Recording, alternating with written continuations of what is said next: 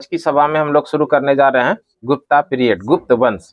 सबसे पहले तो बात हम लोग कर ले गुप्ता पीरियड यानी गुप्त वंश का शासन काल कब से कब तक होगा। गुप्त वंश, गुप्त वंश की बात करें तो गुप्त वंश का शासन काल, पूरा गुप्त वंश का शासन काल 319 से लेके 350 ईस्वी है ना, एडी। ये जो टाइम पीरियड है ये गुप्त वंश का शासन काल है और ये वेरिएशन करेगा अलग अलग बुक में, वो आपके ऊपर डिपेंड करता है। हमको जो जानकारी है गुप्ता पीरियड का वो 319 से लेके 350 ईस्वी तक है ना। इस बीच का जो टाइम पीरियड है वो क्या है, गुप्त वंश का। गुप्त वंश के जो जानकारी के स्रोत हैं, गुप्त वंश के जानकारी के स्रोत, गुप्त वंश का जो जानकारी हमको और आपको मिला है वो किससे किससे मिला है, जानकारी के स्रोत। जानकारी के स्रोत के बारे में अगर बात करें, गुप्त वंश के जानकारी का स्रोत, तो इसमें सबसे पहले हम लोग देख लेते हैं पुरातात्विक स्रोत। सबसे पहले हम लोग क्या देखते हैं इसी में, पुरातात्विक स्रोत। पुरातात्विक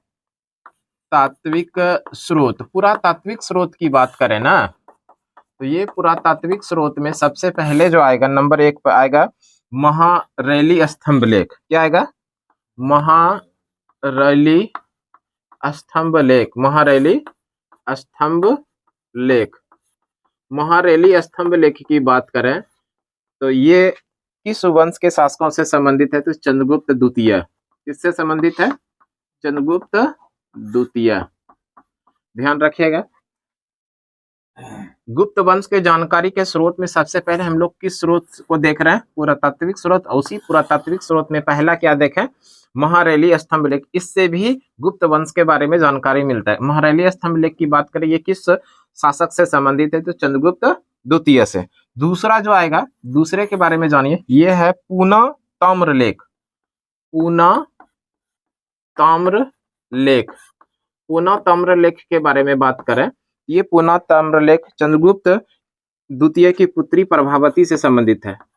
चंद्रगुप्त द्वितीय की पुत्री, चंद्रगुप्त द्वितीय की पुत्री जिसका नाम था प्रभावती, प्रभावती, इसी से ये संबंधित है ना। नंबर 3 में अगर हम लोग पढ़ें तो नंबर 3 में आएगा एरन अभिलेख।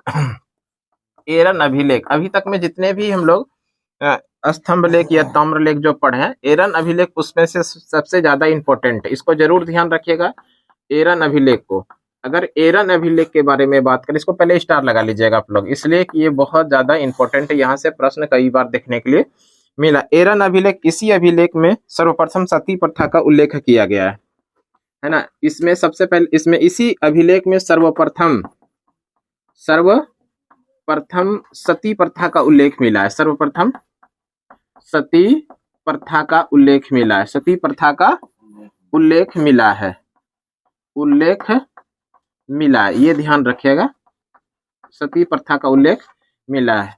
और इसको जो लिखा है वो भानुगुप्त ने। किसने लिखा है, भानुगुप्त। अगर हम लोग बात कर लें सती प्रथा के बारे में तो ये थोड़ा और जानिए कि सती प्रथा का अंत भारत में है ना, जब आधुनिक भारत में आया तो सती प्रथा का अंत 1829 ईस्वी में लॉर्ड विलियम बेंटिक ने, किसने, Lord William Bentinck, Lord William Bentinck ने किया था। और इसमें सबसे बड़ा अगर किसी का योगदान था तो वो राजा राम मोहन राय का। किसका योगदान था, राजा राम मोहन राय। तो ये भी ध्यान रख लीजिएगा, राजा राम मोहन राय। सती प्रथा का अंत 1829 में राजा राम मोहन राय के सहयोग से, किसने, लॉर्ड विलियम बेंटिक।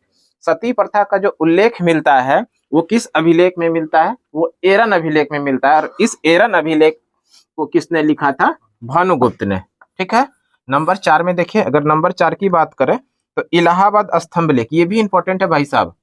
इलाहाबाद स्तंभ लेख, इलाहाबाद स्तंभ लेख, इलाहाबाद स्तंभ लेख की बात करें, इलाहाबाद स्तंभ लेख, इलाहाबाद स्तंभ लेख ये किस शासक से संबंधित है, समुद्रगुप्त से संबंधित है। किससे संबंधित है, समुद्रगुप्त। समुद्रगुप्त को अभी आगे देखेंगे, समुद्रगुप्त को भारत का नेपोलियन भी कहा जाता है, समुद्रगुप्त है ना। नंबर 5 की बात करें तो नंबर 5 में जूनागढ़ अभिलेख। वैसे जूनागढ़ अभिलेख के बारे में हम लोग थोड़ा पीछे भी देखे हैं। जूनागढ़ अभिलेख, जूनागढ़ अभिलेख ये जो संबंधित है किस शासक से है, तो वह है स्कंदगुप्त से। ये किससे संबंधित है? स्कंदगुप्त, स्कंदगुप्त।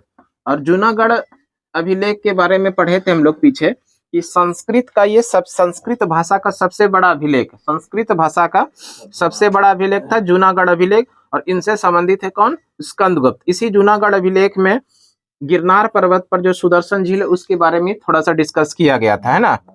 नंबर 6 में अगर बात करें, नंबर 6 में वो आएगा बिलसाड़ अभिलेख।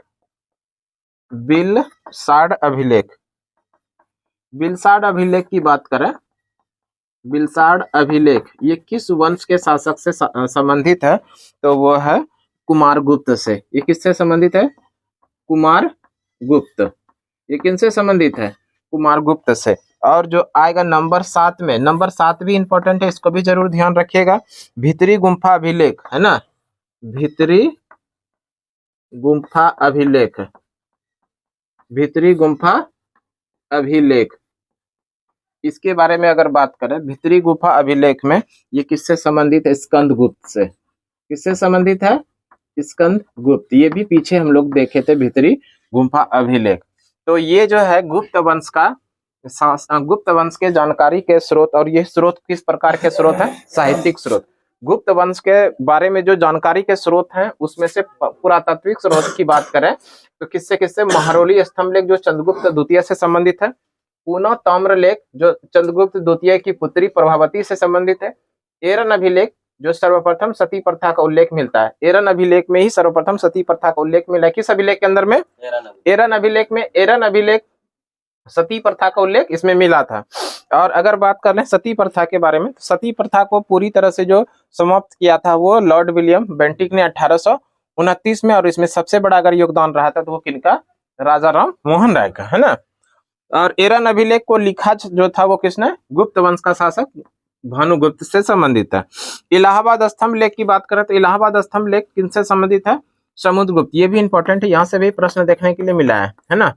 समुद्रगुप्त भारत का नेपोलियन कहा जाता है इनको। जूनागढ़ अभिलेख की बात करें तो जूनागढ़ अभिलेख जो है, जूनागढ़ अभिलेख में गिरनार पर्वत पर जो सुदर्शन झील है जिसका निर्माण चंद्रगुप्त मौर्य ने कराया था, जिसको कि पुनर्निर्माण कराया था स्कंदगुप्त ने, और इसको एक बार फिर से निर्माण करवाया था।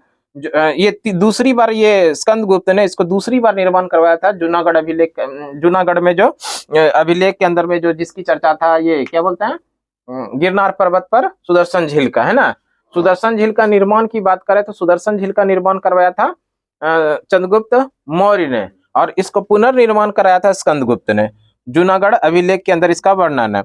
बिलसाड़ अभिलेख कुमारगुप्त से संबंधित है, और भीतरी गुम्फा अभिलेख जो स्कंदगुप्त से संबंधित है। जानकारी के स्रोत में अभी जो हम लोग देखे वो देखे पुरातात्विक स्रोत। अब हम लोग देख लेते हैं साहित्यिक स्रोत। साहित्यिक स्रोत में प्रसिद्ध पुस्तक आएगा, नाटक आएगा, उसको देखते हैं।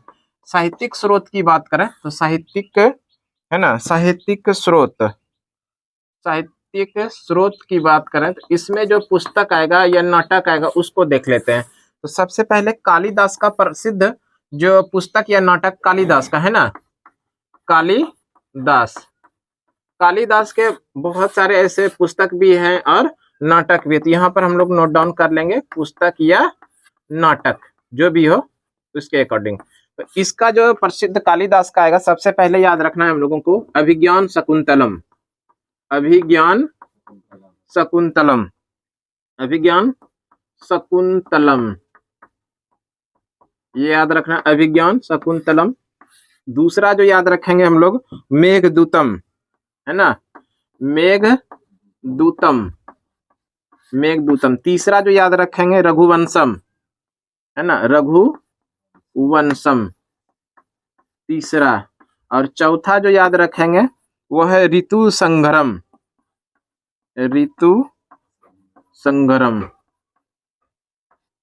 और पांचवा जो याद रखेंगे मालविका अग्निमित्रम, मालविका अग्निमित्रम, अग्निमित्रम, मालविका अग्निमित्रम। ये भी प्रसिद्ध पुस्तक बोलिए या नाटक बोलिए, ये सभी किनका है? कालिदास का है। कुमार संभवम, कुमार संभवम, कुमार संभवम, ये भी किनका है? कालिदास का। कुमार संभवम, विक्रम वंशियम, विक्रम ध्यान रखिएगा, विक्रम वंशियम, विक्रम वंशियम ये भी किनका है? कालिदास। ये सारा जितना भी पुस्तक बोलिए या नाटक, इसमें बहुत सारे ऐसे हैं जो पुस्तक है जो नाटक भी है, तो आप इस तरह से याद रख लीजिएगा। अभिज्ञान शकुंतलम, मेघदूतम, रघुवंशम, ऋतु संगरम, मालविकाग्निमित्रम, कुमार संभवम और विक्रम शरण्यम, ये सारे पुस्तक या नाटक किनका है? कालिदास का है। क्लियर है इतना? विशाख दत्त के बारे में जो इनका प्रसिद्ध पुस्तक वगैरह होगा, विशाख दत्त, विशाख दत्त का प्रसिद्ध पुस्तक की बात करें, विशाख दत्त है ना, इसका जो है तो इसका है मुद्राक्षस, ध्यान रखिएगा। पहला पुस्तक मुद्राक्षस, मुद्रा राक्षस, मुद्राक्षस, और दूसरा जो है वो है देवी चंद्रगुप्तम, देवी चंद्रगुप्तम, ये ध्यान रखिएगा, देवी चंद्रगुप्तम, देवी चंद्रगुप्तम जो है ये प्रसिद्ध पुस्तक किनका है? तो विशाख दत्त का। उसी तरह से मुद्राक्षस प्रसिद्ध पुस्तक है किनका है? विशाख दत्त का है। इसके अलावा वराह मिहिर के बारे में याद रखिएगा, वराह मिहिर है ना, वराह मिहिर, वराह मिहिर का जो प्रसिद्ध पुस्तक होगा वराह मिहिर का, उसके बारे में ध्यान रखिएगा।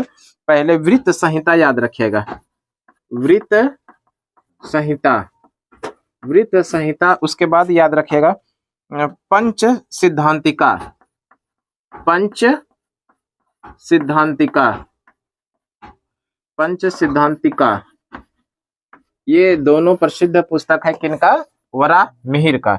इसके अलावा नंबर 3 में जो अगला जो आएगा, ये नंबर 2 था, ये नंबर 3 है और ये नंबर 4 है आपका। नंबर 4 में जो आएगा आर्यभट्ट है ना, आर्यभट्ट।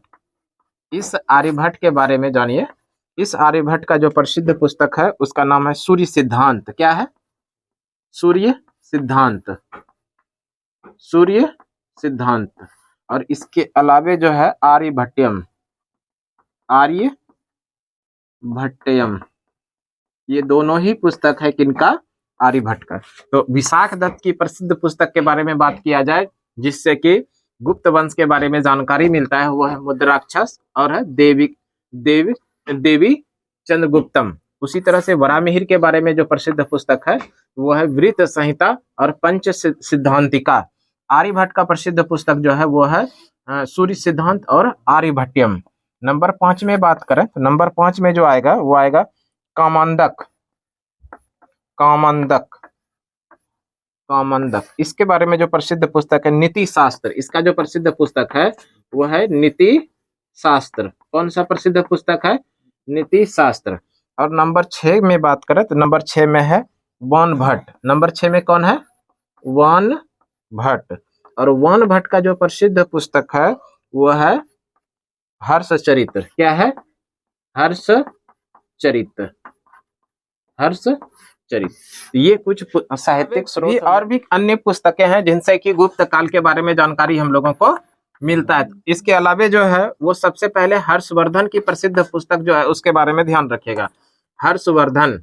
और इस हर्षवर्धन का जो प्रसिद्ध पुस्तक है जिसमें से आता है नागानंद। कौन सा प्रसिद्ध पुस्तक है? नागानंद, नागानंद। और नागानंद, इसके बाद याद रखिएगा रत्नावली, ये इंपॉर्टेंट है, रत्नावली। ये कई बार एग्जाम में देखने के लिए मिला है सीधा प्रश्न की रत्नावली प्रसिद्ध पुस्तक के लेखक कौन है? तो हम लोग आंसर क्या करेंगे? हर्षवर्धन।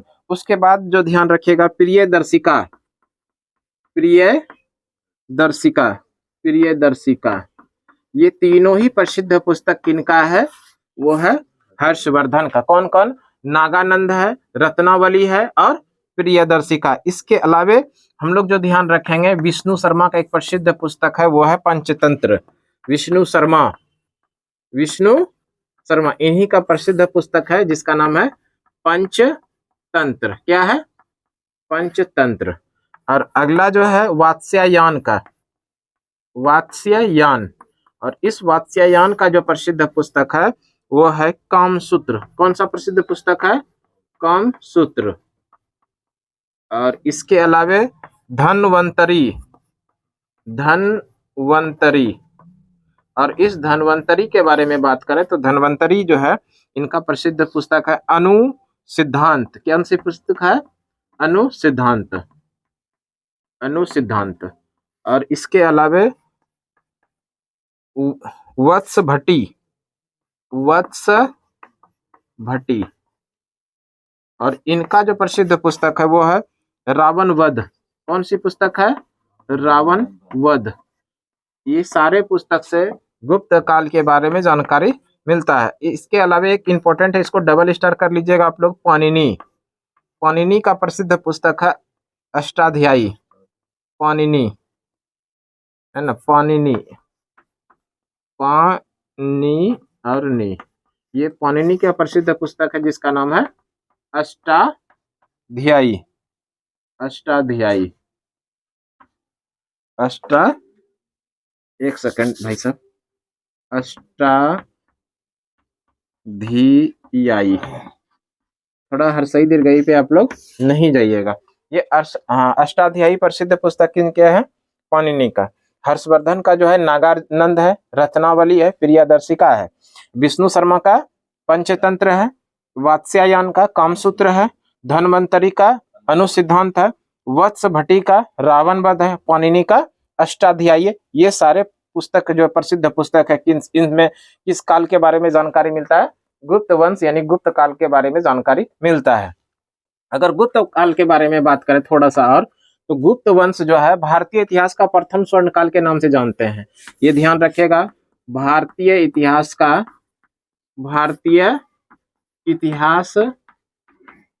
प्रथम स्वर्ण काल, प्रथम स्वर्ण काल कहा जाता है किनको?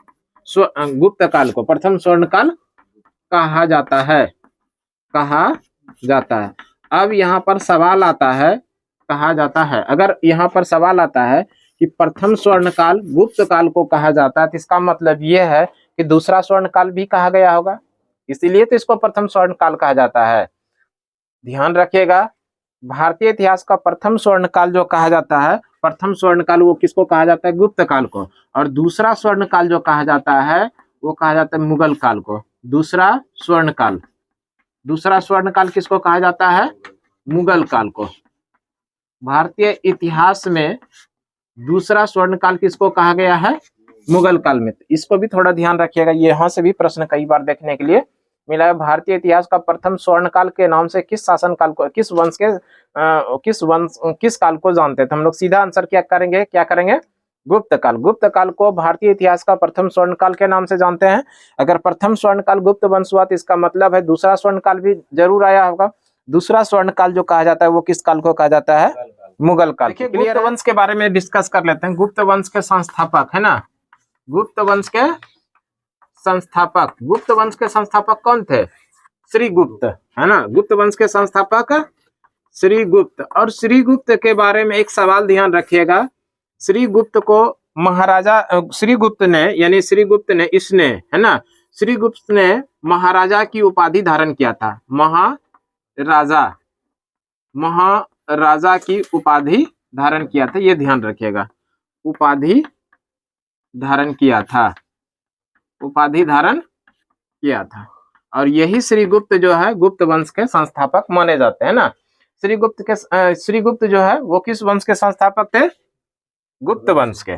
गुप्त वंश के संस्थापक श्रीगुप्त। इनको किस नाम से जाना जाता है?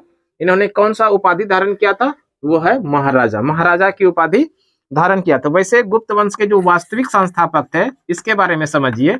वास्तविक संस्थापक, गुप्त वंश के वास्तविक संस्थापक चंद्रगुप्त प्रथम है ना। गुप्त वंश के वास्तविक संस्थापक थे कौन? चंद्रगुप्त प्रथम। कौन थे?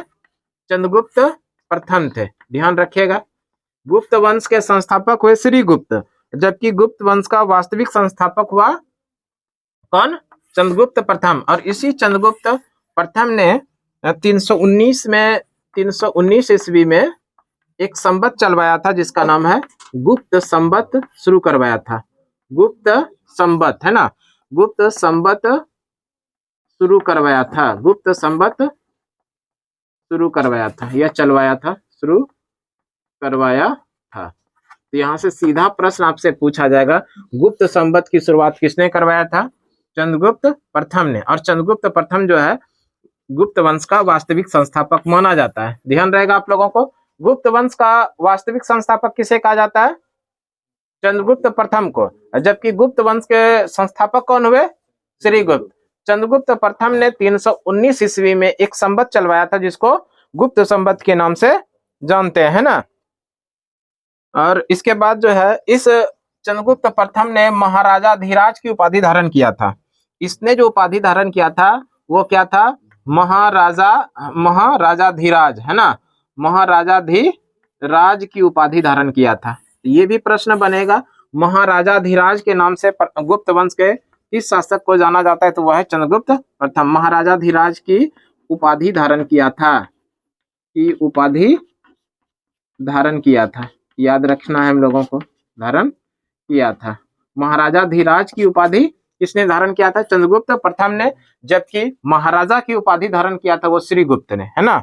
इसके अलावा इनका जो विवाह हुआ, चंद्रगुप्त प्रथम का विवाह, ये विवाह कहाँ हुआ था? लिच्छवी की राजकुमारी कुमार देवी के साथ हुआ था, है ना। विवाह इनका हुआ था लिच्छवी के राजकुमारी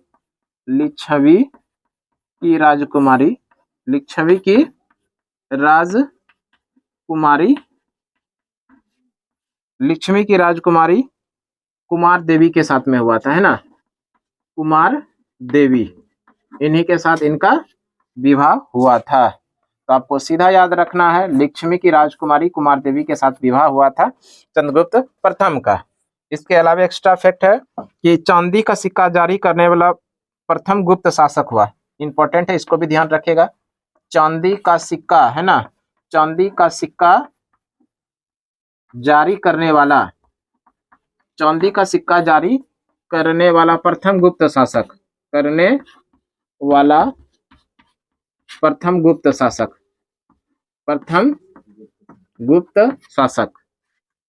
प्रथम गुप्त शासक कौन हुआ जिसने कि चांदी के सिक्के जारी किया था? वो है चंद्रगुप्त प्रथम। और इसके अलावा एक्स्ट्रा इसका उत्तराधिकारी इसी का पुत्र समुद्रगुप्त हुआ। उत्तराधिकारी, इसका जो उत्तराधिकारी हुआ, उत्तराधिकारी इसी का पुत्र था जिसका नाम है समुद्रगुप्त, है ना। समुद्रगुप्त को भारत का नेपोलियन के नाम से भी जानते हैं। तो इस तरह से चंद्रगुप्त प्रथम का उत्तराधिकारी कौन हुआ? उत्तराधिकारी जो हुआ, इसके बाद जो अगला शासक बना गुप्त वंश का वो कौन बना?